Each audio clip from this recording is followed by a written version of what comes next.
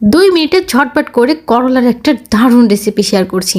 এভাবে করে করলা ভাজি করলে মুখে স্বাদ লেগে থাকবে। আর আজকের রেসিপিটা আমার রায়বাগিনী ননদিনীর আপুর হাতের এই উস্তে ভাজিটা আপনাদের সাথে শেয়ার করছি। প্রথমে আপু অনেকগুলো উস্তে চাকচাক করে কেটে নিয়েছে, ভিতরে বিচিটা অবশ্যই ফেলে দিতে হবে। তারপর হচ্ছে ওটাকে সুন্দর করে ধুয়ে লবণ মাখিয়ে নিয়েছে।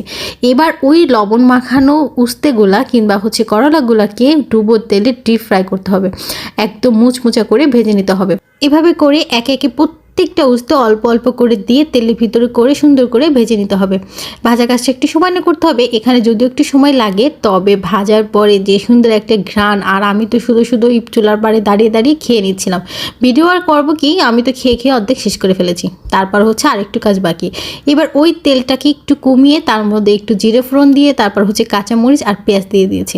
পেঁয়াজের পরিমাণটা একটু বেশি করে দিতে হবে, একটু মোটা মোটা করে পেঁয়াজ কেটে যখন পেঁয়াজটা একটু ভাজা ভাজা হয়ে যাবে তখন এই যে ভেজে রেখেছে যে করলাগুলো সেইগুলোর ভিতরে দিয়ে মিক্স করে ফেলতে হবে।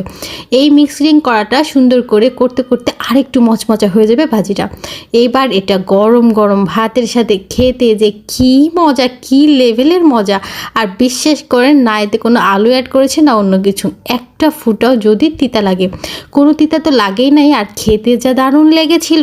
অবশ্যই কিন্তু একবার হলেও এভাবে করে উস্তে ভাজি ট্রাই করবেন। এটাকে আমি উস্তে ভাজি বলতে পারি না, এটাকে বলতে হবে উস্তে ভাজা, মুচমুচে কুড়মুড়ে একটা উস্তে ভাজা। এবার হচ্ছে গরম গরম ভাতের সাথে খাওয়ার পালা। বিশ্বাস করেন এটা আমার ফার্স্ট টাইম ট্রাই করছি। আমি তো ওই আলু কিচকিচ উস্তে কিচকিচ করে কেটে ভাজি করি, ওটাও খেতে কিন্তু দারুণ লাগে। তবে এভাবে করে মাস্ট একবার হলেও ট্রাই করে দেখেন।